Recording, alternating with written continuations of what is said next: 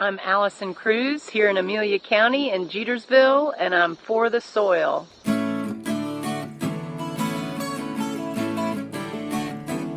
It is my pleasure to welcome everyone to the mid-July episode of For the Soil Conversation.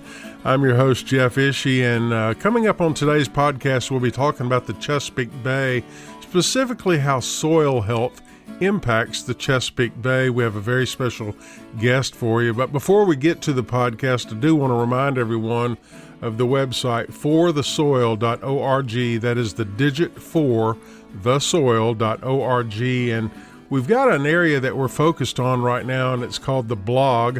A lot of very interesting information that you'll find there at the blog, including recent entries on National Dairy Month, how we celebrate dairy farmers, and ways that dairy farmers contribute to our health and resilience. There's also a blog entry on the different ways that food lovers can help build soil health in your own backyard vegetable garden, and also building soil health with a growth mindset.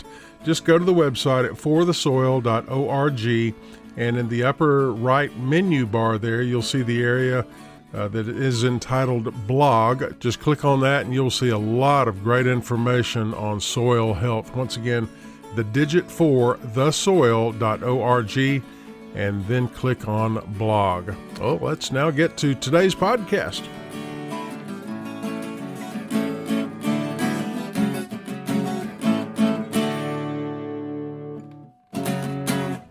Welcome to another episode of For the Soil, a Conversation. I'm your host, Jeff Ishee, and Eric Bendfeldt with Virginia Cooperative Extension, Community Viability. We are at a field day today in the Shenandoah Valley, and we have a very special guest joining us. Yes, Jeff, we're pleased to have Matt Kowalski with us from the Chesapeake Bay Foundation. And I know in my career with Extension, we've worked with the Chesapeake Bay Foundation, and Jeff and I were just talking about some of the Farmer to the Bay trips that we went on, some trips to Tangier Island. So it's always been good. It's been a few years ago, hasn't it? It has, and we're glad to partner with the Chesapeake Bay Foundation and have Matt join us today. Yeah, I remember that trip. The Bay Foundation was such a great host. They took us out into the bay. We went crab, what do you call it, crab fishing? Set your crab pots. Checking crab pots, and I saw my first eagle on that trip. It was a very memorable trip. And Matt, tell us about for people who have never heard of the Bay Foundation, what's it all about? Sure. The Chesapeake Bay Foundation is the largest single nonprofit organization solely dedicated to saving the Chesapeake Bay. So we've got offices. The organization began in Annapolis, Maryland, and now we've got offices in Pennsylvania, Maryland, and Virginia.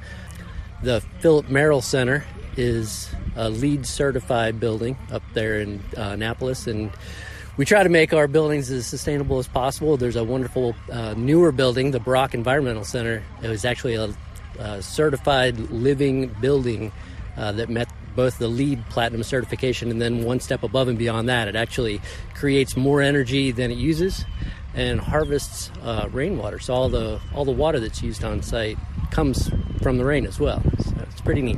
We have a lot of subscribers to this podcast from all over the United States, and some might not be familiar with the bay itself and the size of the bay and how many rivers and how many states are in the watershed. Give us some of that geography. Great. It's pretty extensive. It's very interesting. Here we are in the Shenandoah Valley, and sometimes people here even don't realize they're part of the Chesapeake Bay watershed. But it includes 6 states and the District of Columbia. So it goes all the way up into New York. It includes New York, Pennsylvania, West Virginia, Maryland, obviously, and DC. But the bay itself is actually the largest estuary that we have here in North America as well. So. My time in the Navy, I spent many a day on the Chesapeake Bay, sailing from Norfolk to Yorktown to Bloodsworth Island to Annapolis, and it's quite a body of water. Eric? And Matt, the Chesapeake Bay Foundation is also part of the Virginia Soil Health Coalition. Can you talk about the connection between soil health and the mission around the Chesapeake Bay? Yeah, absolutely. Like I mentioned, the Chesapeake Bay Foundation has the mission of saving the bay. You guys have probably seen the bumper sticker with the seagull on it. But to save the bay, one of the things we've got to do is keep water clean. That doesn't just mean the water that's in contact with the bay. I mentioned how large the watershed is. So in order to clean the bay, what we've got to do is create clean local waterways. In order to get clean local waterways, one of the best ways that we can do that is to look farm by farm and field by field. With better soil health, we've got better nutrient cycling on site. We've got the ability of the fields and the soil to absorb more rain when we get precipitation. That alone can result in less stormwater runoff, less floodwaters, less overland flow, carrying potential pollutants down to our streams, down to our local streams, and eventually all the way to the bay. So we love soil health and talking about soil health because it's a wonderful way to keep both our local waterways and the Chesapeake Bay clean. Give us a specific idea of one of the projects here in the western half of Virginia, say from Blacksburg through Roanoke and the Shenandoah Valley up to Winchester. What are you doing in that area that benefits water quality in the bay? So a lot of what Chesapeake Bay Foundation has been doing for the past decade or so, we've been really focused on trying to help grazing operations, try to do more both to make their operations more productive, but to be able to farm in a way that's good for water quality. So one of the things that we promote, I'm sure you've seen and heard of riparian forested buffers, so reforesting those buffers, but related to soil health and really one of the things that helps a farmer's bottom line, we've been doing a lot for the promotion of rotational grazing. So when we rotationally graze, you've got typically more of the field or more of the farm at any given point resting, and by that we mean not being actively grazed, than the individual paddocks or fields where you might have livestock actively grazing. It's a wonderful way to promote soil health, but it lessens the impact of the livestock at any given point. The forage grows more robustly. It puts on a deeper root system. So that when we get precipitation events, those plants are able to harvest, to capture the rain and the moisture that they're not absorbing. The healthier soils, because there's more carbon in those soils, also absorbs more of that pollution. So not exclusively, we also promote wonderful practices like cover cropping, no-till, if we've got row cropping or agronomic operations. But lately, the Chesapeake Bay Foundation has been trying to put a little bit more emphasis on helping out those grazing operations and then trying to help fill in the gaps that are left by some of our traditional funding programs like the Soil and Water Conservation Programs or NRCS through their EQIP programs. Every farm's a little bit different, so if there's an opportunity for CBF to step in and help fill the gaps that are left programmatically or funding-wise to help make those things happen, that's what we're here for.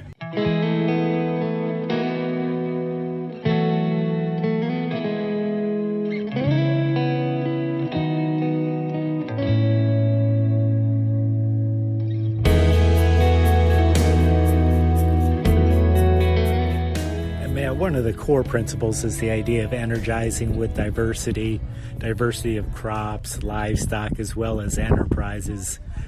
In promoting grazing, can you talk about the importance of integrating livestock into an operation? Yeah, probably the easiest way to say it is relatively simple, and it is that by incorporating livestock into a system, there are things that happen related to soil health and the microbes below the ground that just don't happen if you don't have a warm-blooded animal out there eating the forage and peeing and pooping. So the contribution that they make to the soil health and to the diversity, you mentioned diversity, often we think of that as occurring above ground in the things that we plant or the things that we grow, maybe the animals that we harvest. But that diversity extends below ground as well. So if we can include those warm-blooded grazers doing what they do into a system, it creates that diversity below ground as well and just makes soil health take an amazing added jump. Let's now shift gears completely. Talk about, today we're on a farm. We're on a field day at the Mike and Susan Phillips farm in Mosee, Virginia. Let's now go to Annapolis, Maryland. Residential backyard. homeowner on a Saturday morning has his fertilizer spreader. He's got 6 bags of fertilizer ready to roll. What does he need to know concerning soil health and water quality? Absolutely. And as a little tag here, when I'm giving presentations, I like to ask groups sometimes what they think the largest single crop. And it's a trick question, because the way I ask it is I say, what's the largest crop that's grown in the Chesapeake Bay watershed? And it's my trick question, because the answer is there's more acreage maintained as cool season lawns than any other acreage in any single other crop type. So your question's a great one, because it gets at the point that with that much acreage managed as cool season lawns by homeowners, etc., there's a lot of potential there to affect water quality. So to get back to your example, a few different things that I would tell any homeowner thinking about whether or not they're going to put that fertilizer out, and what they're doing with their lawn, what they're using it for, and how they can maintain it. So we'll go to the fertilizer first, and I will say that you should never put down fertilizer without doing a soil test first. If fertilizer is a nutrient, and it's going to help any particular organism grow. We all need nutrients. As humans, we take it in through our diet. Plants take it in through the roots. But if the plant is going to grow perfectly well with the nutrients that already exist in the soil, the only thing you're doing by putting down more is wasting your money, and potentially, I shouldn't say the only thing, you're definitely going to be wasting money. You could also potentially be contributing to runoff of those additional nutrients. So nitrogen and phosphorus, in addition to sediment, are our 3 biggest pollutants to the Chesapeake Bay. So if we can get people to use their fertilizer appropriately, only as needed, that goes a long way toward keeping it in place and not having that nitrogen and that phosphorus run off into our waterways. But I really, really, really want the greenest lawn in the neighborhood. Is there a way I can do that and be environmentally sensitive? Sure, you can look into different species of grass that you might want to grow, or alternatives to grass. You can have a very green, beautiful, lush lawn that might be planted in something like Dutch clover, as an example. So using a different species, or maybe some different species of grass that have different demands on nutrient. Another thing that I'll say is you can have a real lush, healthy lawn by maybe letting it grow a little bit taller. And we tell people that with livestock operations as well. We say take the animals off that field when it gets down to 4 inches, 3 at the bare minimum. The reason why we say that is more grass growing up top grows more roots down below. So if you've got more plant on the top side and you're willing to set the height of your lawnmower a little bit higher, maybe not cut it quite as often would be another option as well. Let those roots grow deep and green and healthy, and then you can have that good healthy lawn without the added use of more fertilizers to try to keep it alive. Let the plant do what it's made to do. Grasses are fantastic organisms, and they can grow roots 6-12 feet deep and scavenge all those nutrients and that moisture from pretty far down the soil profile if we give them the opportunity to grow the way they were intended to. Eric, just a couple of minutes remaining in this episode of For the Soil, a conversation. Any final question for our guest? I know, Matt, this might throw you off, but I know we had visited a little bit at the Virginia Forage and Grassland Council conference a few months ago. Do you have a book or an author or farmer that you might identify as a resource for people listening to the podcast? Oh my goodness, I'm trying to think. There's so many different good ones out, and I'm not good with names, so I'm sure I'm going to blank out on you. I don't know if I can give you a good one right now. I picked up a copy of Defending Beef, but I haven't read it yet. So hard for me to give an endorsement when I haven't had a chance to leaf through it. She has been a guest of this podcast, and that should be a very interesting book. Resources available through the Bay Foundation. What can you tell us about the website and so forth? Depending on what it is you're interested in, we've got a website that talks about education, different educational opportunities. Chesapeake Bay Foundation also works with farmers and landowners. We do education related to legislation. I'm trying to think, how can I touch on a great resource that I've got to put in a plug for is the Mountains to Bay Grazing Alliance. So it's a regional association of partners that are interested in promoting rotational grazing, both for the benefit of water quality and for the benefit of the farmer. So help them get more out of their operation and help them do it in a way that creates clean water for us. And the web address for the Chesapeake Bay Foundation? cbf.org. Eric and Matt, thank you so much for being our guest today. Thank you, Jeff, and thank you, Matt, and really appreciate the Chesapeake Bay Foundation's collaboration with Extension, the universities, and the Soil Health Coalition, and for being a guest on this podcast. Absolutely. I'm glad you found me and pulled me aside. And it was a pleasure to have Matt Kowalski with the Chesapeake Bay Foundation as a guest of the podcast today. Now we hear from Dr. Rory McGuire at Virginia Tech with a tip on keeping soil healthy. Yes, minimize soil disturbance is one of the first things that we worked out when we were looking at conserving soils. After the Dust Bowl was caused by drought, but also caused by the moldboard plow disturbing and destroying soil structure. So when you disturb the soil, you destroy soil structure, and you also burn off organic matter. So minimizing soil disturbance by practices such as no-till, you help build soil structure. When you have good soil structure, water drains properly. You don't have problems with compaction. If you have compactions, your roots can't grow through the soil.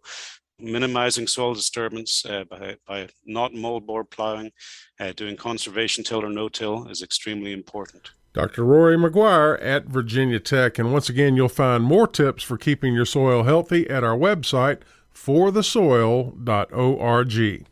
For the Soil, a conversation is made possible with funding support from the National Fish and Wildlife Foundation and the Agua Fund.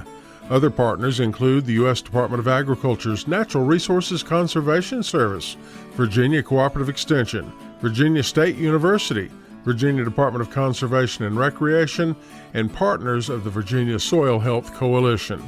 Views expressed on this podcast are those of each individual guest. To download a copy of this or any other episode, visit the website forthesoil.org. And if you should have a specific question about soil health, contact your local extension office, your local USDA service center, or a soil and water conservation district office. Music used during today's program was provided courtesy of Mr. Ruiz and the Flip Charts, all rights reserved. For the Soil, a conversation is produced by On the Farm Radio in collaboration with Virginia Tech. I'm your host, Jeff Ishee.